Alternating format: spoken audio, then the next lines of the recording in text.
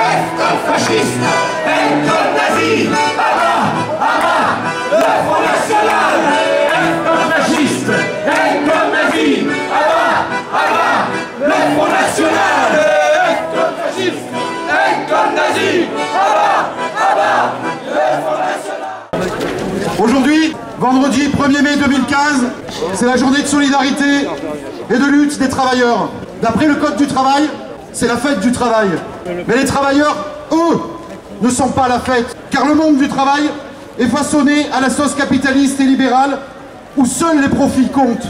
Ce monde du travail qui nous condamne chaque jour à la compétition du toujours plus vite, et qui nous expose sans cesse à des dégradations des conditions de travail, à des salaires et des pensions qui stagnent, à l'inégalité salariale entre les femmes et les hommes, à des licenciements injustifiés, à une précarité banalisée et même à des morts. Car aujourd'hui, on meurt encore et toujours au travail. On compte plus de morts victimes du travail que de morts victimes de la guerre. À l'heure où la sécurité et la santé doit être une préoccupation première, que fait notre gouvernement? Eh bien notre gouvernement, il nous pond une loi visant à supprimer les CHSCT, à affaiblir les IRP, à contrôler les inspections du travail, à privatiser la médecine du travail. Bientôt, le projet Rebsamen viendra encore museler un peu plus les syndicats et éloigner la représentation salariale par la révision des seuils sociaux.